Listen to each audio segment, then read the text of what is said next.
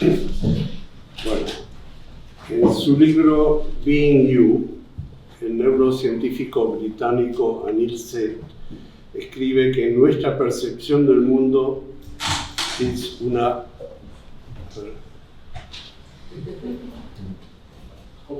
como lo prueba esto, es una alucinación controlada.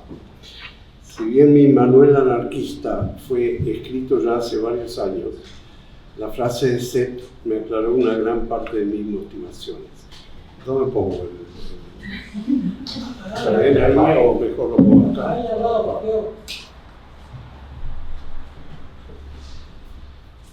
Lo bajo y hablamos así, total escuchamos.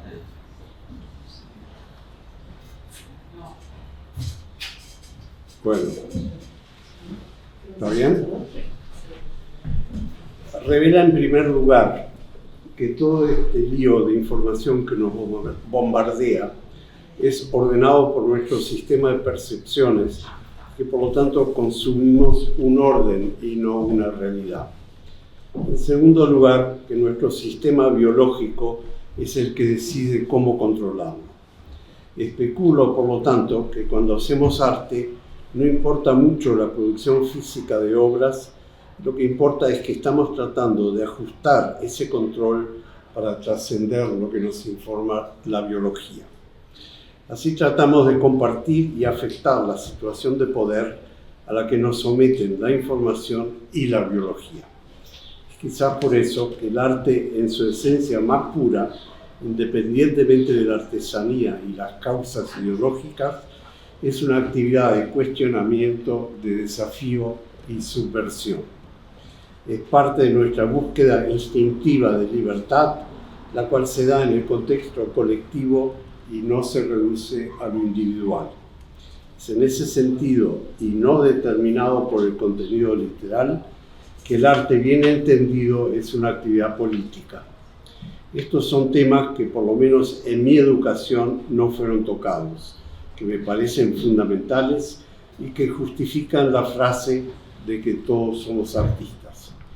No lo somos porque vamos a hacer obras para museos, sino porque tenemos el derecho de analizar las condiciones de control que nos afectan y actuar de acuerdo a ellas. Es para ello que luego quieran especializarse, que pienso que un manual puede ser útil. Entonces, ahí es donde viene el manual anarquista de preparación artística. 1. Todo lo que está en orden tiene que ser desordenado para entender la razón que informa su orden. 2. El arte tiene que ser utilizado como un instrumento para el aprendizaje de los demás y no para adoctrinarlos. 3. Para evitar abusos y poder responsabilizarse de su obra, el artista tiene que identificar en dónde se ubica el poder. 4.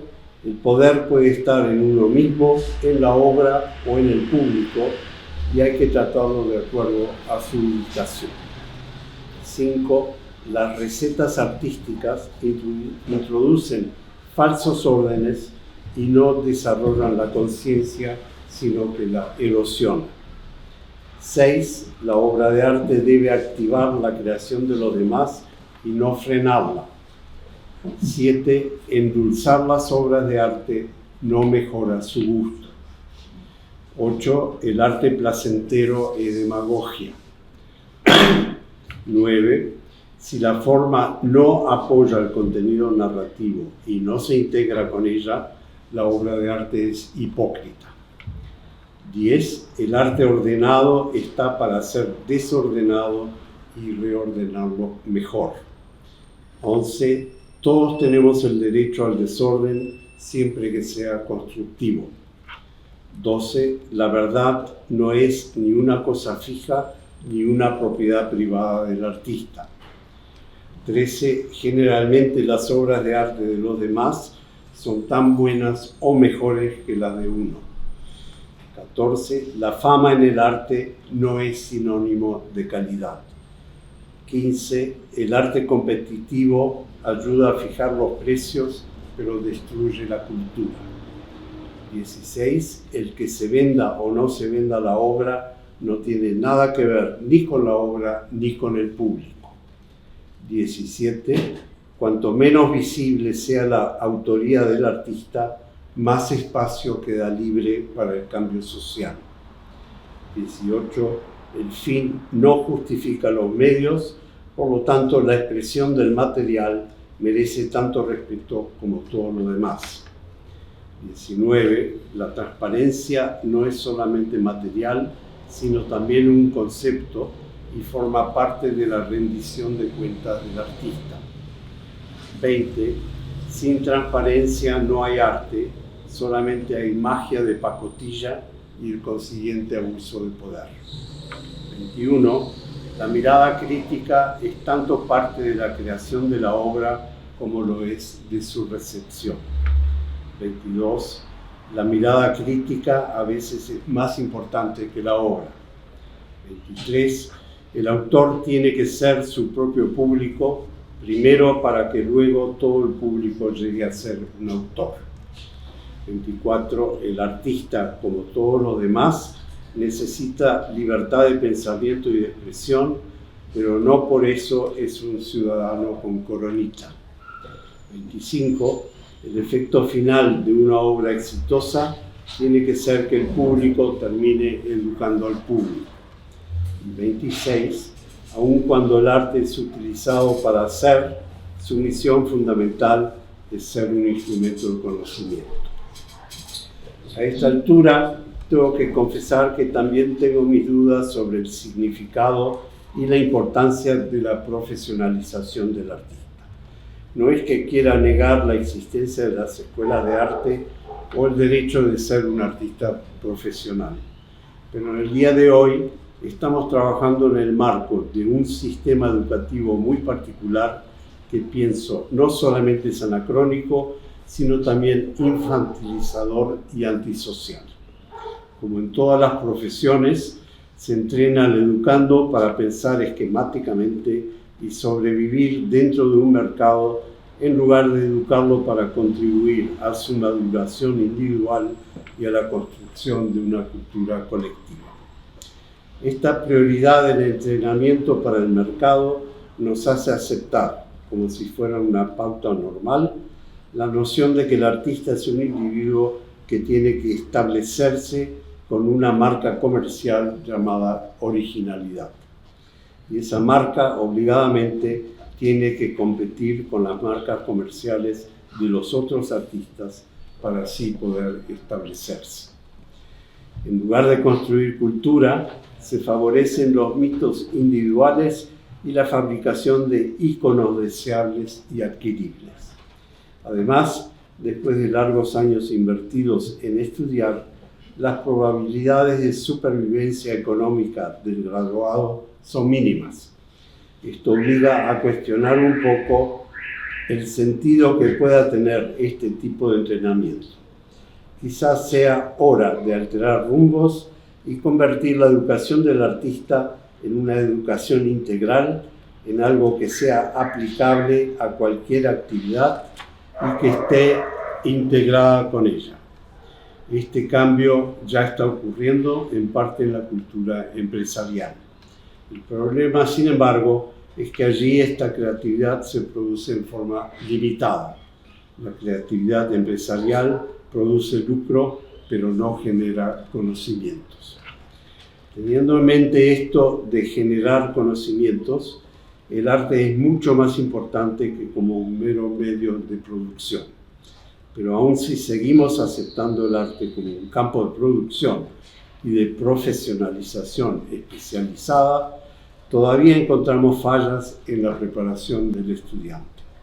Uno de los puntos que me parecen clave en la formación del artista y que en parte me llevaron a escribir el manual manifiesto es la extraña ausencia de los temas éticos relacionados con la expresión artística y sus consecuencias. Desde Hipócrates en adelante, la ética fue parte de la educación médica. Esto se justificó apropiadamente debido a las intervenciones que el médico hace en el cuerpo ajeno. Entre tanto, el arte interviene en las mentes y las emociones ajenas y a veces incluso en los cuerpos. Sin embargo, allí la ética no se discute. No es que exista la posibilidad de establecer un código firme de comportamiento para el artista, ya que este terminaría siendo un instrumento de censura. Pero la producción del arte tiene implicancias éticas, comerciales y ecológicas, las cuales al servir a una estructura de poder económico tendrán consecuencias sociales. Asimismo, al trabajar con la comunicación, el artista se enfrenta a distintas alternativas con respecto a la coherencia, la credibilidad y los intereses a los que sirven los mensajes. Y si seguimos el razonamiento de que el arte es fundamentalmente un instrumento para afectar el control predeterminado entre la información y la biología, estamos también tratando de cambiar una distribución del poder. Es aquí en donde el arte, que decide ser anarquista, tiene que ser anarquista ético para contextualizarlo correctamente. Aún sin recetas que guían el comportamiento del artista, por lo tanto parece importante que éste se enfrente a los temas y las decisiones que trascienden su narcisismo. Son estos temas los que sirven para llevarlo a la politización responsable. Son temas que obligan a pensar en qué sucede más allá de la presencia de la obra y qué efecto tendrá esta en el espectador, el propietario o el colectivo social. Obligan a justificar el acto de comunicación artística más allá de la satisfacción de ser autor y hacen consciente que la obra es nada más que un eslabón en la cadena de las relaciones sociales. Esta definición nos describe el espacio en el cual la profesión de artista y la del educador se encuentran e integran. Es un espacio negado por el profesionalismo mercantil. En esta formación profesional, el artista se preocupa más por el mercadeo que por la comunicación. La actividad se concentra en tratar de imponerse en el campo del consumo en lugar de fomentar un proceso de aprendizaje y activar la creatividad del público. La relación que se establece entre el artista y el público termina distorsionada por el valor monetario atribuido. Si pensamos en la cultura en lugar de en los triunfos personales, nos damos cuenta de que más allá de la interacción del artista con el público, es la relación del público con el público la que al final interesa más. Por lo tanto, el asunto de las relaciones también tiene importancia en las áreas pedagógicas. En nuestra sociedad adoramos religiosamente los datos, los íconos y los objetos. Basamos nuestro sistema económico en ellos y suponemos que el conocimiento está constituido por su acumulación. Pero el conocimiento bien entendido trata menos de los datos que de cómo articulamos las configuraciones que nos permiten organizar el universo. Los datos son útiles, pero sintomáticos y secundarios. Son nada más que unos puntos de referencia pasajeros. El conocimiento real está basado en configuraciones efímeras sujetas a nuestro poder de articulación y de cambio. A pesar de ello, el sistema educativo sigue llevándonos a aprender datos en lugar de ayudarnos a configurarlos. Es como memorizar un mapa en lugar de tratar del concepto mapa y el acto de mapear. Los mapas, poco después de memorizados, terminan siendo anacrónicos, pero continúan siendo imágenes de control. Los mapas y el mapeo constituyen una analogía pertinente para ayudarnos en una aproximación al arte, como también a las disciplinas académicas y las profesiones en general. El mapa nos permite partir de un punto A y llegar a un punto B. El problema es que después de un tiempo, el punto A o el punto B o ambos dejan de existir y nos quedamos en babia. El desempleo y los cambios de empleo están en constante y creciente aumento en nuestra sociedad, cercenando la vida de los mapas que nos enseñan. Seguimos así educando sobre la base de profesiones cerradas, lo que nos obliga, llegado el momento, a un reentrenamiento del cual se parte cada vez nuevamente de cero. La ironía es que las artes, las disciplinas menos respetadas en el mundo académico, son las que mejor nos equipan para ser buenos cartógrafos con mapas activos. Las obras de arte, no importa de qué periodo histórico sean o en qué medios se produzcan, pueden ser vistas como simples mapas diseñados para recorrer y descubrir conocimientos. El artista es esencialmente un creador de mapas que aprende nuevas geografías durante la creación.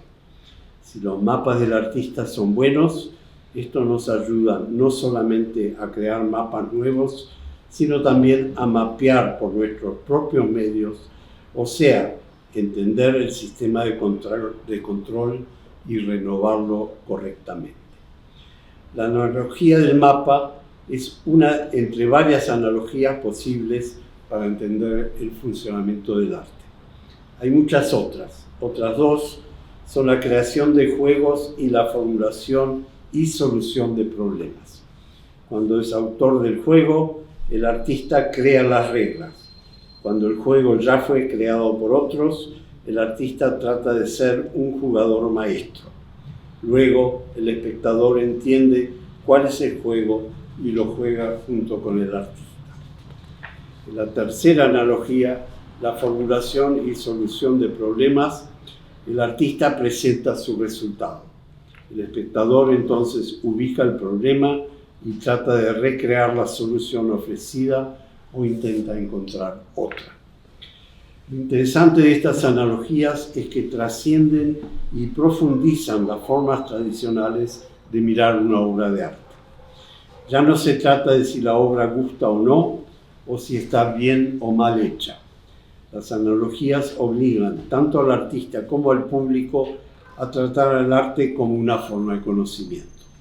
Una vez que el arte es aceptado como una actividad de cognición, podemos decidir si nos aporta o no algo, si aprendemos algo nuevo y si nos empodera para seguir aprendiendo.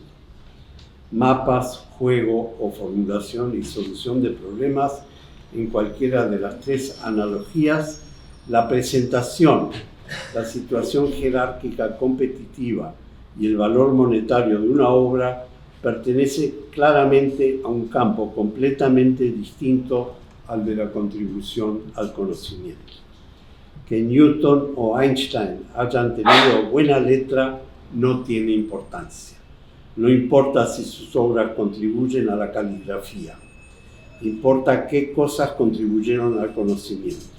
Si discutimos a un Picasso o similar, la caligrafía o la forma de manejar el pincel adquiere un poco más de importancia, ya que es algo inherente al medio que utiliza.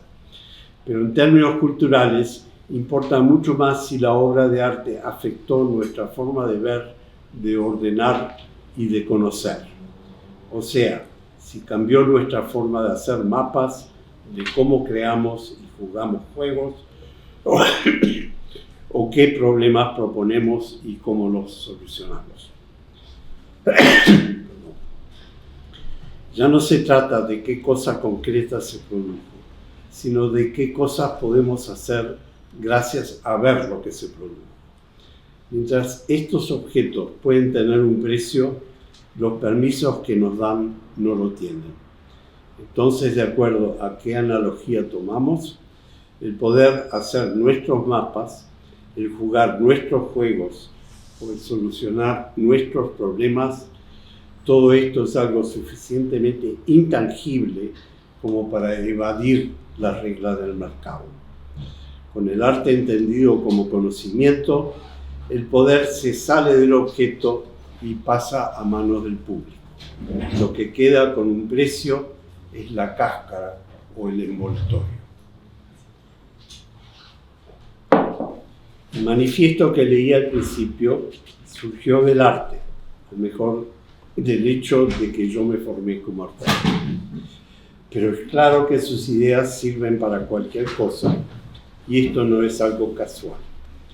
Si el arte es un método para adquirir, articular y expandir conocimientos, la profesionalización artística es nada más que uno de los niveles dentro de un proceso continuo que se produce en varios planos. Cabe entonces preguntarse en dónde está exactamente la frontera que separa al no artista del artista y por qué esa frontera está allí. Si tengo que precisar el lugar en el sistema presente, diría que esa frontera está al final del jardín de infantes, impuesto por gente que no son precisamente niños. El niño preescolar tiene permiso para jugar y descubrir libremente. Es decir, tiene libertad para hacer sus mapas, crear y jugar sus juegos y formular y resolver sus problemas. Combina cosas no combinables y arma sus propios órdenes hasta que la aplicación en el mundo cotidiano le informa cuáles cosas son posibles y cuáles no. Investiga la parte de alucinación biológica con las reglas que identifican qué partes son practicables en la estructura social. En cuanto el niño entra en la escuela primaria, a menos que sea una escuela privada y costosa que usa las pedagogías constructivistas, la vida se reduce solamente a aquello que es posible y práctico. Lo imposible se descarta y lo que es posible se contabiliza con números y se compara con otras cosas también contadas con números. La vida se convierte en algo cuantificable, en donde más es sinónimo de mejor y donde la educación pasa a ser entrenamiento para en un futuro construido sobre un pasado conocido poder sobrevivir en la economía del mercado. Es recién después de sobrevivir una década o más dentro del sistema escolar que se ofrece la posibilidad de volver a engranar con la fantasía infantil. Es el momento cuando el estudiante decide entrar en la escuela de arte y se le permite su ingreso. Para recibir el permiso de ingreso, la escuela tiene que decidir que el candidato tiene esa cualidad inmedible llamada talento. Y si se considera que tiene una cantidad suficiente, los estudios allí vuelven a ser cuantificables. El educando es declarado artista después de una cantidad determinada de años y de créditos documentados en un diploma. Entre tanto, la experiencia que se tuvo en la escuela de arte consistió en aprender una serie de técnicas en que con suerte enterarse de qué es lo que se considera arte o qué hicieron otros artistas y cómo funciona el mercado. Y posiblemente en tener también tiempo para fantasear en caso de que esta sea una actividad de interés. Es claro que la frontera entre artista y no artista no solamente es arbitraria, sino que también es dañina. Por definición, las fronteras son instrumentos de fragmentación, separan en lugar de unir y sirven para definir recipientes cerrados en lugar de crear campos de conexiones. Son, por lo tanto, eminentemente antipedagógicas.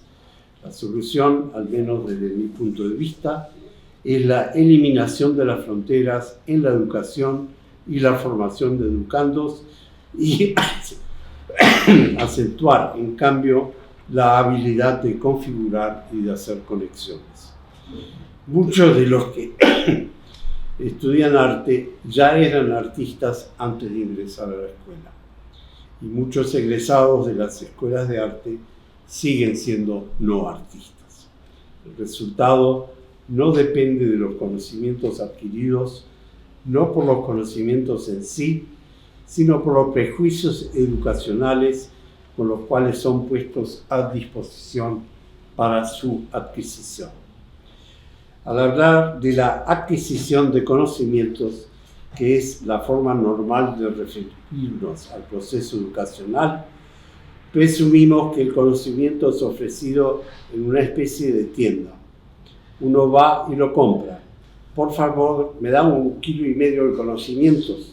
¿Cuánto le debo? O por favor, me da 120 créditos de educación, que no es muy distinto y que tiene un precio fijo de acuerdo a la institución. El concepto funciona en términos de la economía de las escuelas, pero es menos útil cuando se discute la formación de una persona. Olvida que conocer es una actividad autodidacta, continua, no localizada físicamente en el espacio y permanente en el tiempo. Cuando no es así y vienen paquetes, lo es porque hay interferencias que obstaculizan la educación en lugar de ayudar. Una respuesta posible a todo esto es que debemos eliminar todas las disciplinas y las especializaciones, los mercados, las leyes y, por supuesto, también el dinero. Pero es una respuesta que veo un poco difícil de lograr. Y me temo que no hay una solución verdaderamente rápida para el problema. En cambio, confío más en las soluciones lentas basadas en educar a educar. Estas tienen lugar en los dos extremos de la universidad para abajo y de la escuela primaria para arriba. De la universidad para abajo consiste en crear una nueva conciencia tanto en la formación de los artistas como de los profesionales en general.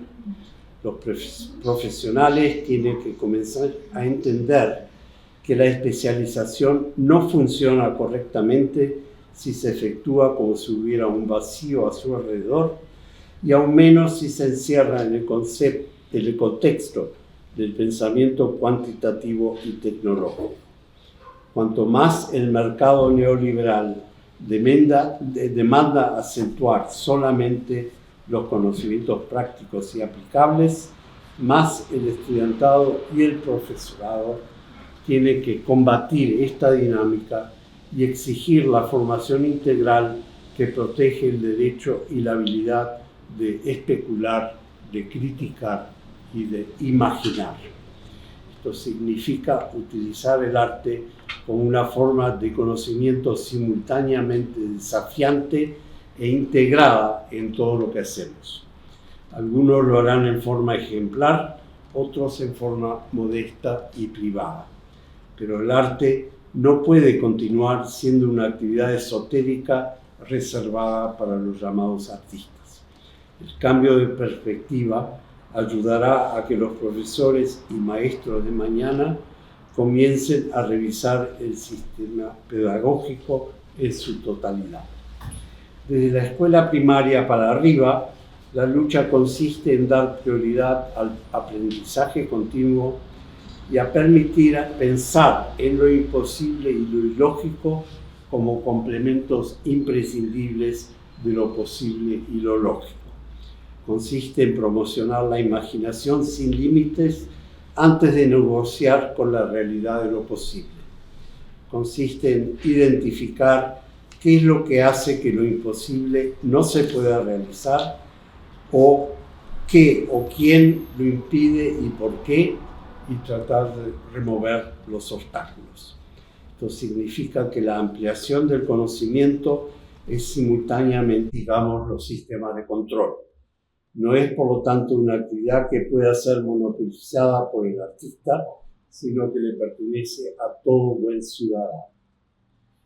Para terminar, voy a agregar aquí que en su versión original, mi manual también incluía algunos consejos prácticos que tomé de mi larga experiencia y que pueden ser de utilidad. 1. Para hacer buenas líneas verticales, es mejor dibujarlas desde abajo hacia arriba para asegurar cierta estabilidad y que no queden colgadas. 2. Entre la construcción de un cubo y una pirámide, es mejor el cubo ya que este también se lo puede poner de costado o patas para arriba. 3. En caso de que a pesar de ello se elija una pirámide, conviene construir primero la base y dejar el vértice para el final. 4. Las obras de mucho peso requieren una plataforma fuerte para evitar su colapso. Esto se refiere tanto a lo material como a lo teórico.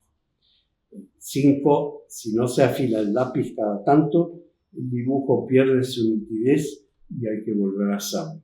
Y por último, más importante, la goma de borrar puede corregir errores, pero nunca borra la culpa. Muchas gracias.